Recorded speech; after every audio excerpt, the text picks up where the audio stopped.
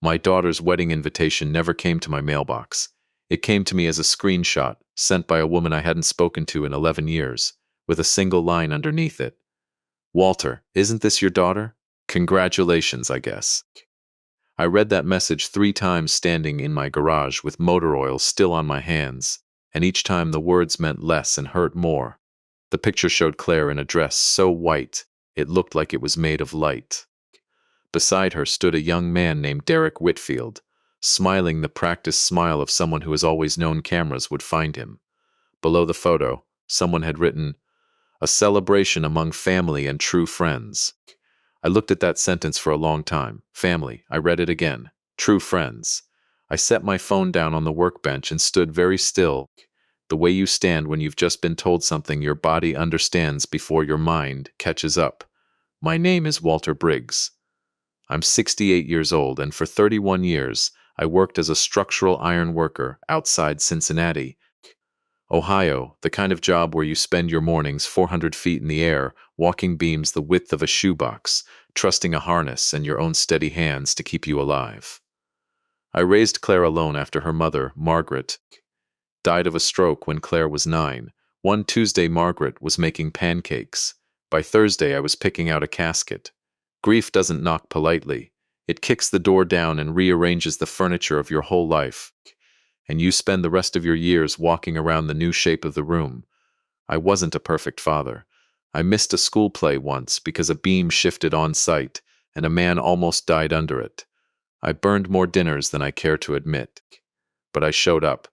I coached her softball team for 4 years, even though I didn't understand the infield fly rule until she explained it to me twice. I sat up nights helping her with algebra. I barely remembered from my own schooling, working the problems out on the backs of old work orders, because we didn't have money for extra notebook paper some months. Every dollar I earned climbing steel had one purpose behind it, whether Claire ever knew it or not. When Claire turned 26, she met Derek Whitfield at a marketing conference in Columbus. His family owned Whitfield Premier Development, a real estate company responsible for half the glass towers going up along the riverfront. Derek's father, Richard Whitfield, was the kind of man newspapers photographed shaking hands with mayors. The first time I met him, at a dinner Claire arranged 18 months into the relationship, Richard shook my hand for exactly 2 seconds, looked past me at the parking lot, and asked whether that was my truck outside. When I said yes, he smiled. The way people smile at something slightly embarrassing they're too polite to mention. I told myself it didn't matter. Claire was happy. That was supposed to be the whole point. Over the 2 years they dated, I noticed something I didn't want to name at first.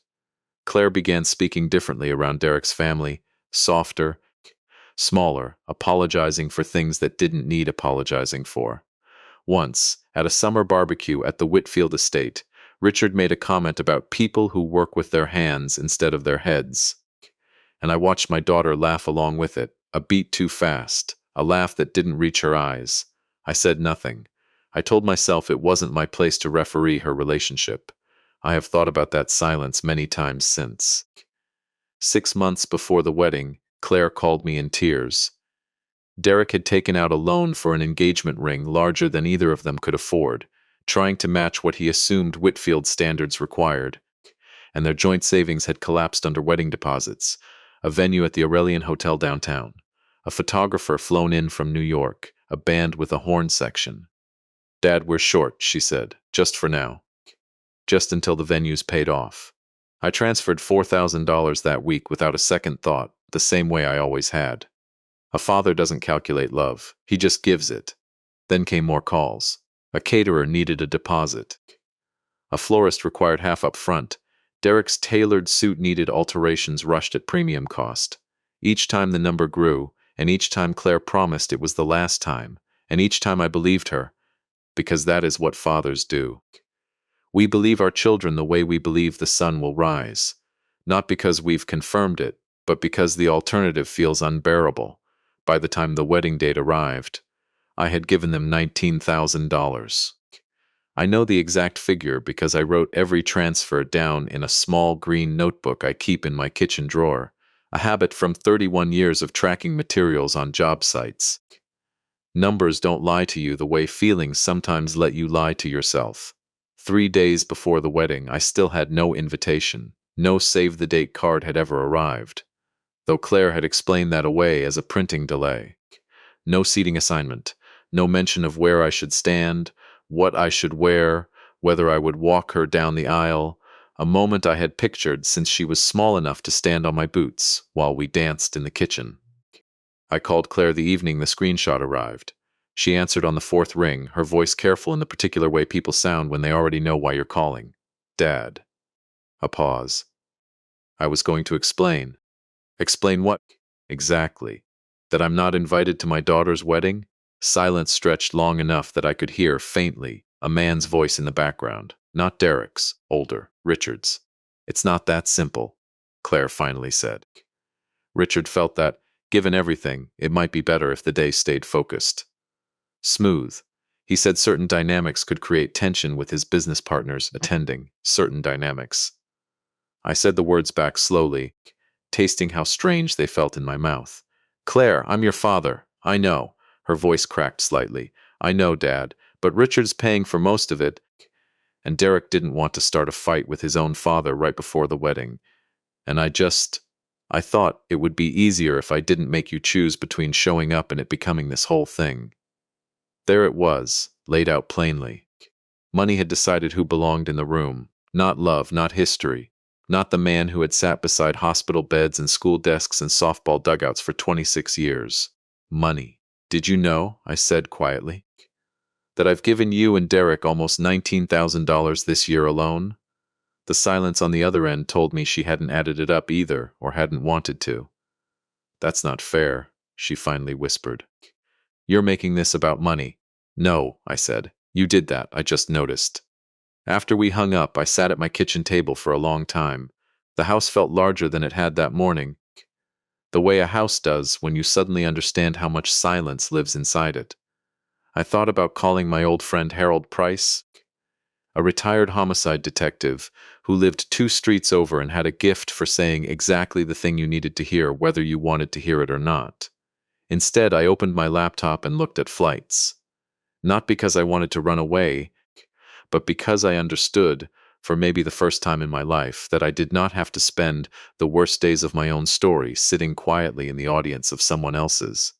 3 days later, while Claire walked down the aisle of the Aurelian Hotel ballroom on the arm of a wedding planner, because there was, apparently, no natural substitute for a father, I sat on a dock outside a small cabin on Lake Erie that Margaret and I had rented every summer before she died. I hadn't been back there in 19 years. The water moved the same slow, patient way it always had, indifferent to how much had changed in the people watching it. I want to tell you I felt nothing but peace out there. That would be a lie. What I felt was closer to the sensation of a limb going numb after being pinned too long beneath something heavy, that strange mixture of relief and pain arriving at the exact same moment.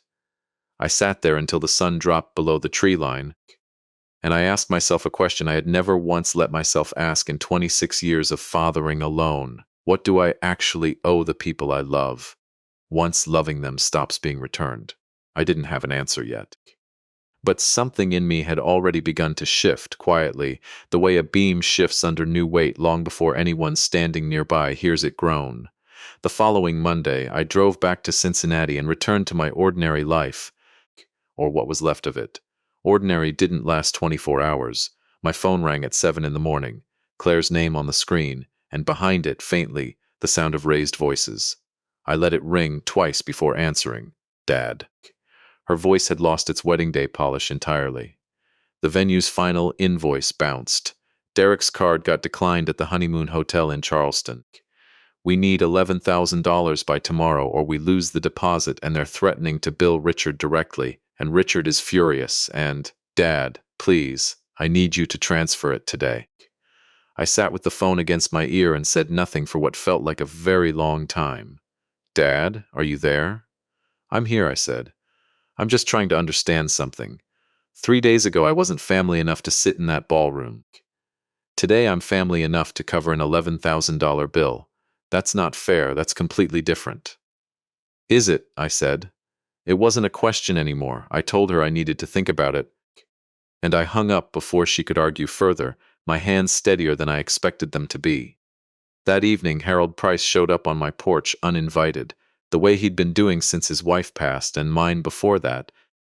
Two old men who understood there were certain silences a person shouldn't sit through alone. "Heard you had yourself quite a week," he said, settling into the chair beside mine without waiting for an invitation. I told him everything. The screenshot, the $19,000, the lake, the $11,000 phone call that morning. Harold listened the way he always had, the way 30 years of interrogation rooms teaches a man to listen, without interrupting, without rushing to comfort, just absorbing the whole shape of a thing before responding to any piece of it. When I finished, he was quiet for a long moment, watching the fireflies start up over my back fence.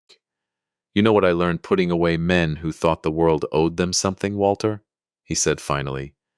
"Entitlement doesn't announce itself. It just quietly assumes.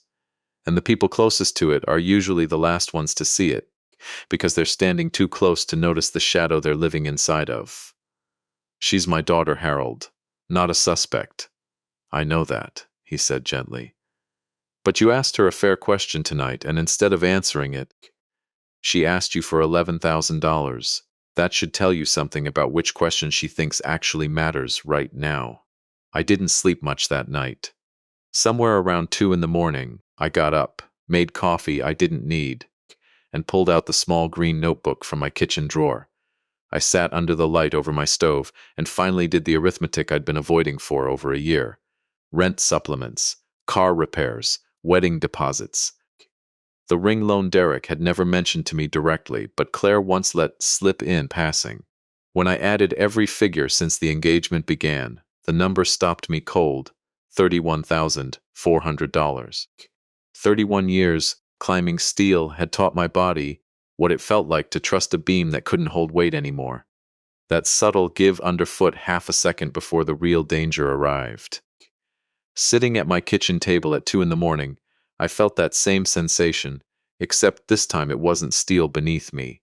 It was the shape of my own life, and something in it had been quietly failing to hold weight for a very long time. I did not transfer the $11,000 the next morning.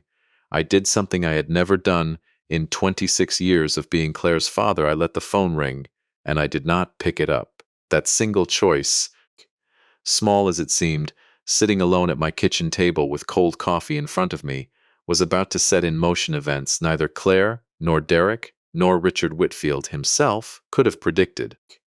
Because what none of them understood yet was that the man they had quietly written out of their wedding photographs still had one thing they desperately needed, and he was about to decide, for the first time in his life, exactly what that was worth. The calls didn't stop, they multiplied. By that afternoon, I had 14 missed calls between Claire and Derek, and one, unexpectedly, from a number I didn't recognize with a Cincinnati area code. I let that one go to voicemail like the rest, but curiosity got the better of me by evening, and I played it back standing in my kitchen with the sun going down outside my window. "Mr. Briggs, this is Patricia Ames from First Heritage Bank. I'm calling regarding a home equity line associated with your address. We need to confirm some information before we can proceed with the disbursement request submitted this morning. Please call our office at your earliest convenience." I played it twice. Then a third time, my stomach tightening with each pass. I had no home equity line. I had paid off my house 11 years earlier, the same year Margaret would have turned 50, a milestone I marked alone with a bottle of wine I didn't finish and a quiet walk through rooms that still held pieces of her. I called First Heritage Bank first thing the next morning. The woman who answered, the same Patricia Ames from the voicemail, pulled up an application submitted 2 days prior, requesting a $40,000 home equity line of credit against my property. My signature was on it, except I had never signed it, never applied for it, never spoken to anyone at that bank in over a decade. "Ma'am," I said, my voice tighter than I meant it to be, "I need you to tell me who submitted this application." There was a pause, the sound of keys clicking. "The application lists a co-applicant contact number for verification purposes. It's associated with a Derek Whitfield." I stood in my kitchen, holding the phone against my ear, and for a long moment the only sound in the house was the refrigerator humming and my own heartbeat, which had picked up in a way I hadn't felt since the last time a beam had genuinely shifted under my boots 400 feet above a city street. I asked Patricia Ames to freeze the application immediately and flag any further activity on my property. She assured me she would. I hung up the phone and sat down at my kitchen table, and for the first time since the wedding, what I felt wasn't hurt. It was something colder and more clarifying than hurt. My daughter's husband had attempted to forge a loan against the house I had spent 31 years paying for, the house Margaret and I had brought Claire home to as a newborn, the house where I had taught her to ride a bike in the driveway, using a signature that wasn't mine, banking on the fact that I trusted my own daughter's family enough not to check. I called Harold. He arrived within 20 minutes, still in his robe, coffee mug in hand, and listened to the whole account with the particular stillness he reserved for things that genuinely mattered. "That's not a misunderstanding, Walter," he said quietly, once I'd finished. "That's fraud. Attempted forgery against a homeowner without consent is a felony in this state. I don't care whose son he is. I don't want to put my own son-in-law in prison, Harold. Nobody's saying you have to. But you'd better find out how deep this goes before you decide what mercy looks like. Men who forge one signature rarely stop at one." Harold's instinct, forged over 3 decades of interrogation rooms, turned out to be exactly right. Over the following 10 days, pieces began arriving the way water finds every crack in a foundation before you notice the whole structure is compromised.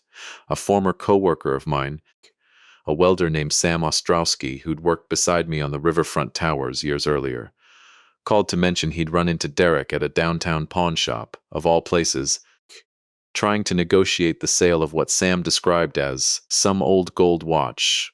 Real nice one, looked like it belonged in a museum. My chest went tight the moment he described it, because I knew immediately what watch he meant. Margaret's father's pocket watch, gold, engraved on the inside case with the date of his wedding, passed down to Margaret, then to me after she died, and finally promised to Claire on her own wedding day, as the one piece of family history I intended to physically place in her hands myself, walking her down the aisle, the same aisle I'd been quietly excluded from.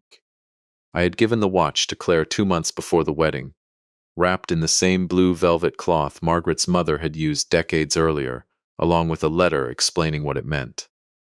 Claire had cried when she opened it. She'd told me she would treasure it forever. I drove to the pawn shop myself that same afternoon. The owner, a heavy-set man named Curtis, who'd clearly seen every version of desperate customer this city had to offer, confirmed a young man matching Derek's description had come in 8 days earlier attempting to pawn a gold pocket watch, engraved, for $3,000, but had walked away without completing the transaction after Curtis flagged the piece for an unusually detailed provenance inscription and requested documentation Derek couldn't produce. Guy seemed real nervous about it. Curtis told me, leaning on the counter. Kept saying his wife didn't know he had it. Kept saying he needed the cash before the weekend. I stood in that pawn shop holding the edge of the glass counter, and something inside me that had been bending quietly for weeks finally, fully straightened. I called Claire that evening. My voice was steadier than I expected. "Claire, where is your grandfather's watch?" A long silence. Too long. It's safe, Dad. Derek's just holding on to it. Holding on to it where? Another silence, longer this time, and I could hear something shifting in her breathing. The sound of a person realizing the ground beneath a story has just given way. "Dad, we've had some financial trouble. More than I told you. Derek's business account got frozen over some dispute with a former partner, and the credit cards. It's a lot, Dad.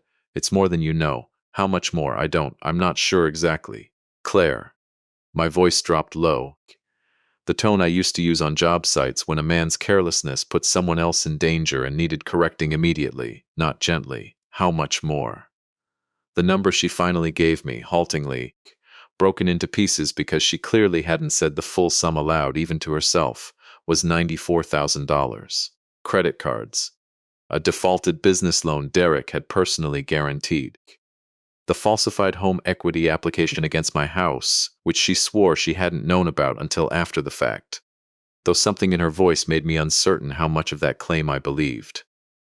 And underneath all of it, quietly, for 8 months, Derek had been siphoning small amounts from his own father's company accounts to cover the gap, a detail Claire only discovered because Richard's accountant had flagged irregular transfers the week before the wedding and quietly begun an internal review. I sat with that information for a long time after we hung up. $94,000, a forged loan application. My late wife's watch nearly pawned for $3,000 to a stranger behind a bulletproof glass counter. And somewhere in the middle of all of it, a wedding I hadn't been allowed to attend because my presence, apparently, might create tension with Richard Whitfield's business associates. The next several days moved the way water moves before a dam finally breaks, quiet on the surface, tremendous pressure building beneath it. Richard Whitfield's internal review at Whitfield Premier Development escalated faster than any of us anticipated. Two of his senior partners, alarmed by the irregular transfers traced back to Derek, insisted on a full forensic audit before the company's next major financing round with a group of outside investors, a deal worth, according to what Claire later told me, nearly $11 million.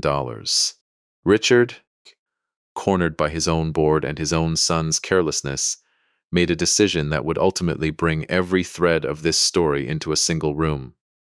He scheduled what he called a family accountability dinner at the Whitfield estate, ostensibly to resolve the financial matter privately before the audit findings became public knowledge among his investors, some of whom had been guests at the very wedding I had missed 3 weeks earlier. Claire called to invite me, her voice small and uncertain in a way I hadn't heard from her since she was a teenager caught in a lie about where she'd really been on a Friday night. Dad, I know I have no right to ask this, but Richard wants everyone there. Derek's parents, Derek, me, and he specifically asked whether you'd come. I think he wants to make things right. Please, Dad, please come. I almost said no. Harold, sitting across from me at my kitchen table when the call came in, watched my face carefully and said nothing until I'd hung up. You going? He finally asked. I don't know yet. You know what I think, he said, leaning back in his chair. I think for weeks now. Everyone in that family has decided what role you play based on what they need from you at any given moment. Bank account when the venue bills due. Absent embarrassment when the guest list needs trimming. I think if you walk into that house, you walk in on your own terms this time, not theirs. You bring the truth with you, Walter, every last piece of it, and you let them see exactly what their carelessness cost, laid out plainly, the same way you'd lay out a bad weld for an inspector. No shouting required. Just the facts, in the open air, where nobody in that room can look away from them anymore. I thought about that conversation for 2 full days before deciding. In the end, what convinced me wasn't anger, and it wasn't a desire for confrontation. It was something quieter. I still had the small green notebook. I still had the letter I'd written to Claire when I gave her the watch, a copy of which, out of an old habit from decades of documenting job site agreements in writing, I had kept folded inside my desk drawer.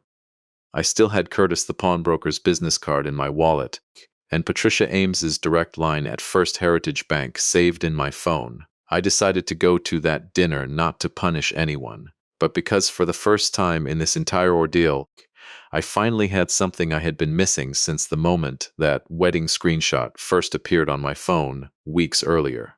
I had the truth, complete and documented, and I intended to bring every last page of it into that dining room myself.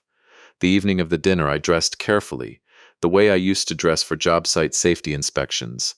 Nothing flashy, nothing apologetic either. A clean pressed shirt.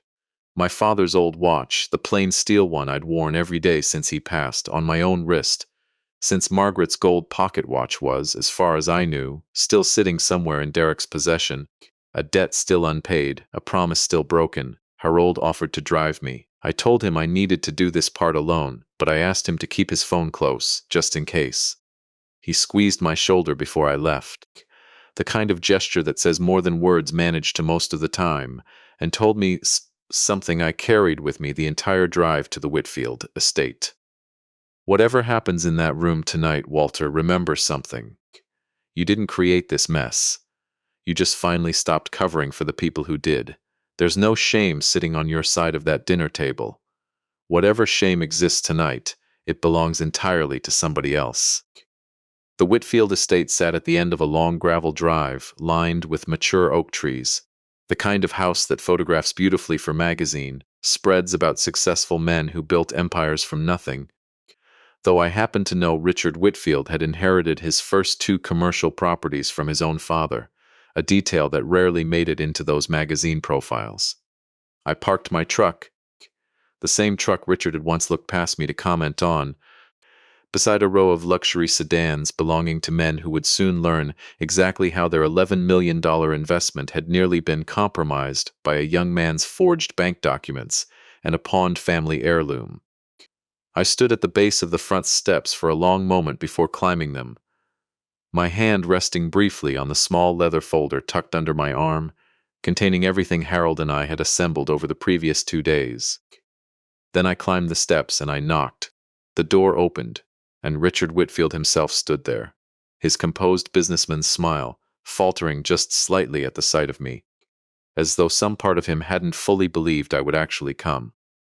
"Walter," he said, extending his hand, "thank you for joining us tonight." I looked at his hand for a moment before shaking it, firm and brief, the same handshake I'd give a subcontractor whose work I hadn't yet decided whether to trust. "Richard," I said, "let's go find out exactly what we're here to talk about." He led me through the marble foyer toward the dining room, where I could already hear voices, Claire's soft and anxious, Derek's tight and defensive, and a fourth voice I hadn't expected, a woman's, sharp and clearly displeased, belonging, I would soon learn, to one of the outside investors' representatives who had insisted on attending in person once the audit irregularities came to light. As I stepped through the doorway into that room full of expensive suits and untouched wine glasses, every head turned toward me at once, and I felt, for the first time in 26 years of quietly giving everything I had to the people I loved, that I was finally about to be seen for exactly who I was, and exactly what I had actually given. The dining room at the Whitfield estate was the kind of room built to intimidate, high ceilings, a chandelier that probably cost more than my truck, a long mahogany table set for 8, though. Only 7 chairs were occupied when I walked in. Claire sat near the head of the table beside Derek, her hands folded tightly in her lap. Derek's mother, a thin, elegant woman named Patrice, sat across from them, her expression carefully neutral in the way people practice when they've spent decades learning not to show what they actually feel at their own dinner table. And at the far end, seated with the kind of forced composure I recognized instantly from 31 years of watching foremen try to look calm on job sites that were quietly falling apart, was the investor's representative, a sharp-eyed woman named Diane Foster, who introduced herself as counsel for the group financing Whitfield Premier Development's next expansion. Richard gestured toward the empty chair beside Diane, directly across from Claire and Derek. "Please, Walter, sit." I set my leather folder down on the table in front of me but did not open it yet. Claire's eyes found mine across the table, wide, uncertain, searching my face for some sign of what I intended to do. I gave her nothing. Not out of cruelty, but because I genuinely didn't know myself yet how this evening would unfold. I had come with the truth. I hadn't decided how loudly it needed to be spoken. "I appreciate everyone gathering tonight," Richard began, his businessman's voice smooth and practiced, clearly a speech he'd rehearsed. "As some of you know, an internal review flagged irregularities in company accounts over recent months. I want to resolve this as a family, quietly, before it becomes a larger distraction for our investors." Diane Foster's jaw tightened almost imperceptibly at the word quietly. I noticed it. I suspected Richard hadn't. "Richard," she said evenly, "with respect, my clients are prepared to walk away from this financing round entirely if there's any indication of concealment. We're not here for a quiet family resolution. We're here to understand exactly what happened to the money and exactly who authorized it." The room went very still. Derek shifted in his chair, his eyes dropping to the tablecloth. Beside him, Claire's hands had gone white at the knuckles. I looked at Richard, and something in his composed expression finally cracked, just slightly, the look of a man realizing the room he had carefully arranged was no longer entirely under his control. "Perhaps," I said quietly, "I can help move things along." Every eye at the table turned toward me. I opened the leather folder. 3 weeks ago, someone submitted a $40,000 home equity application against my house, using a forged version of my signature. I have the bank's confirmation in writing. I slid a printed copy of Patricia Ames's email across the table toward Diane Foster, who picked it up and read it without a word, her expression sharpening. 2 weeks ago, someone attempted to pawn my late wife's gold pocket watch, an heirloom given to my daughter as a wedding gift, for $3,000 at a shop downtown, after the pawnbroker declined the transaction due to insufficient provenance documentation. I slid Curtis's handwritten receipt of the attempted transaction across the table next. Patrice Whitfield made a small, sharp sound and turned to stare at her son. "And according to what my daughter told me 4 nights ago," I continued, my voice level, unhurried, the same tone I used to use walking a nervous apprentice through a safety violation on a job site, not to humiliate him, but to make absolutely certain the lesson landed. Ruli $94,000 in debt has accumulated across credit cards, a personally guaranteed business loan, and unauthorized transfers from Whitfield Premier Development's own accounts. Transfers that, I believe, are precisely what triggered this audit in the first place. Diane Foster set down the papers and looked directly at Derek.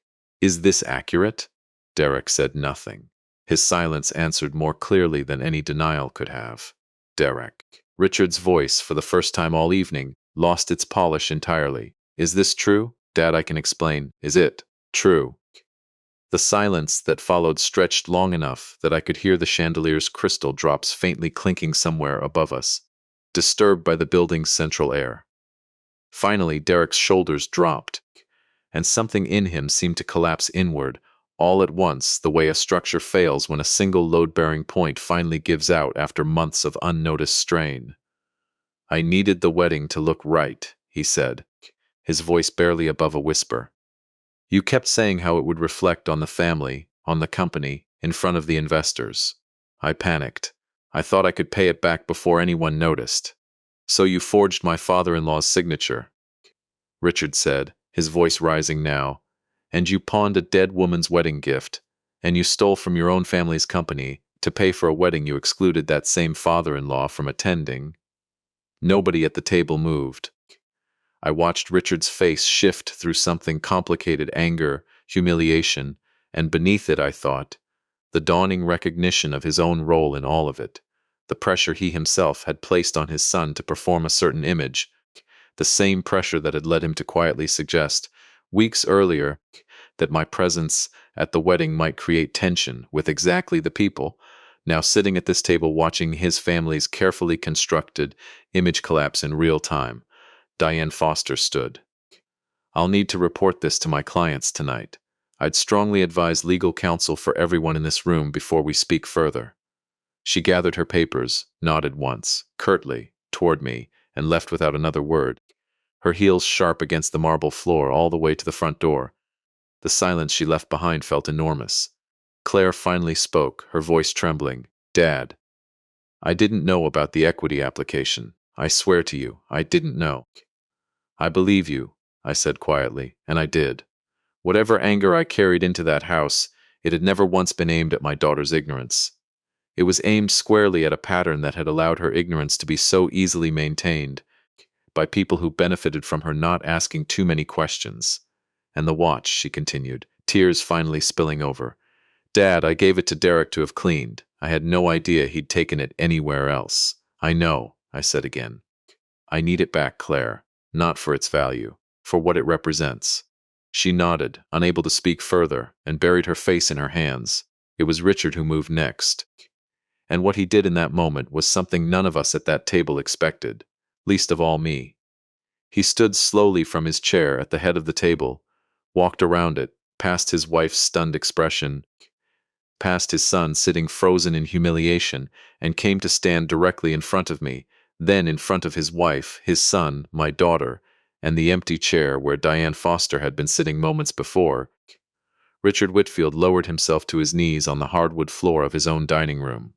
"Walter," he said, and his voice, for the first time since I'd met him 18 months earlier, carried none of its usual polish, only something raw and stripped bare. "I owe you an apology I don't know how to properly give. I looked at you the first time we met and decided, based on nothing but a truck and a pair of work boots, that you didn't belong at my table. I told my son, quietly, more than once, that certain optics mattered for this family's image, and I let that poison shape decisions I should never have allowed. I asked my own son's fiancée to exclude her father from her wedding because I was more concerned with what my business partners might think than with what was right, and that decision, that arrogance, created exactly the kind of desperation that led my son to forge your signature and pawn your late wife's watch, because I taught him, without ever meaning to, that appearances mattered more than honesty." His voice broke slightly. "I am ashamed, Walter, not of my son alone, of myself first and most of all." The room was utterly silent. Patrice had one hand pressed to her mouth. Claire was crying openly now, her hand reaching instinctively toward her father-in-law's shoulder, though she didn't quite touch it. Derek stared at his father kneeling on the floor with an expression I can only describe as a man watching the last remaining piece of his own excuse dissolve entirely. I looked down at Richard Whitfield, a man who, 3 weeks earlier, had looked past me at a parking lot to comment on my truck, now kneeling on his own dining room floor asking for something money had never once been able to buy him. "Get up, Richard," I said finally, quietly. "This isn't the apology I need. Kneeling doesn't return a watch. It doesn't undo a forged signature. What I need is simpler than that, and it doesn't require you on the floor." He rose slowly, his eyes still fixed on mine, waiting. "I need the truth spoken plainly. The way it was tonight, without anyone in this family managing it for comfort's sake anymore. I need my daughter's marriage built on honesty, whatever shape that honesty ends up taking, rather than on debts hidden to protect an image none of us actually needed protecting. And I need my wife's watch back, in my hands, by tomorrow morning. You'll have it by tonight," Derek said quietly, finally lifting his head. "I know exactly where I left it. I'm sorry, Walter. I know that means very little right now, but I am sorry."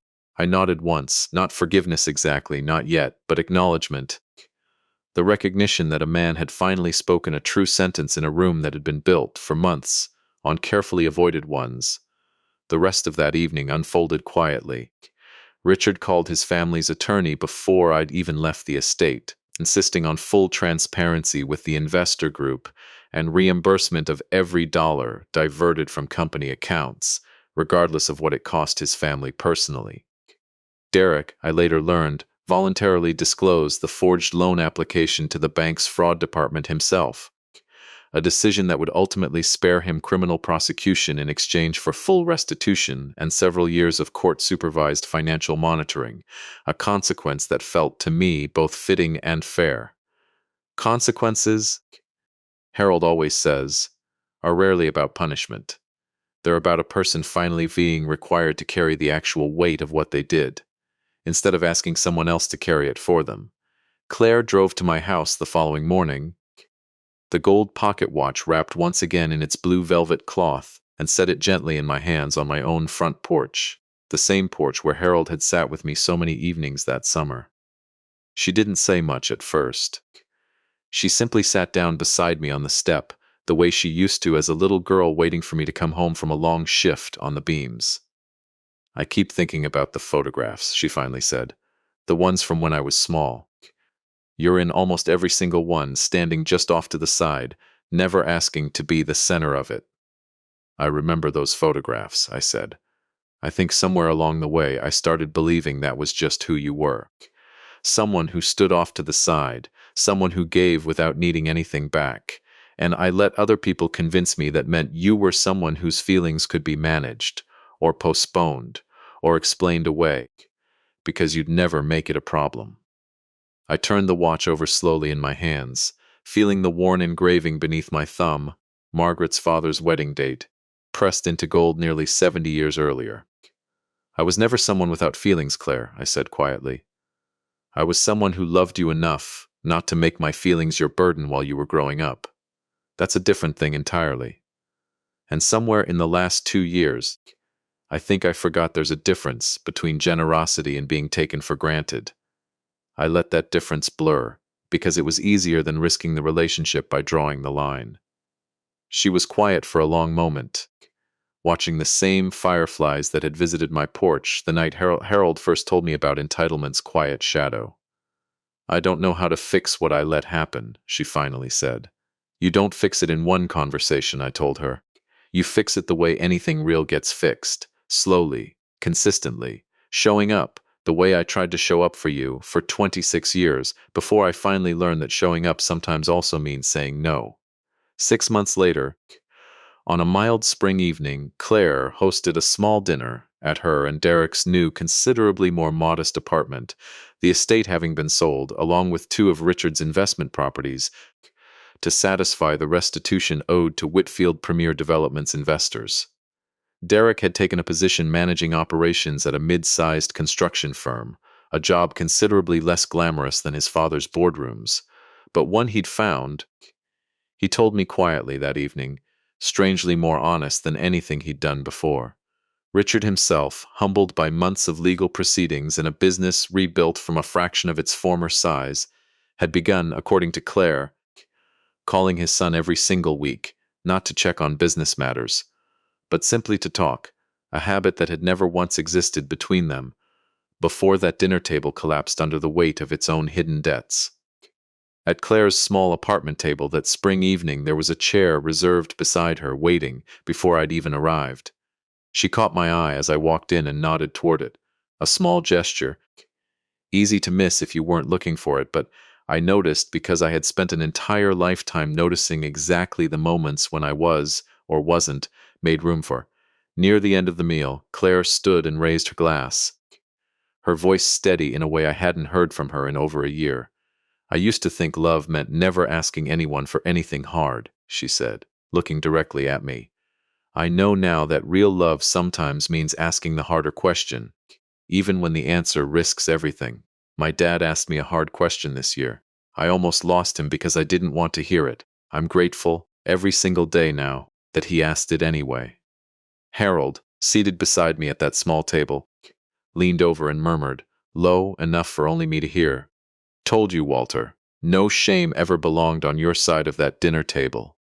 I looked around that modest room, considerably smaller than the Whitfield Estate's dining hall, considerably more honest than it had ever been, and I understood, finally and completely, something that had taken 68 years and one very painful season to learn. Love was never meant to be measured by how much a person could extract from you without consequence. It was meant to be measured by what remained standing honestly, once every false weight had finally been stripped away. My daughter's wedding photographs never included me, but the photographs from that spring evening onward would, every single one, and I understood now that the second kind of picture, the one built from truth instead of appearances, was the only kind worth keeping in the end.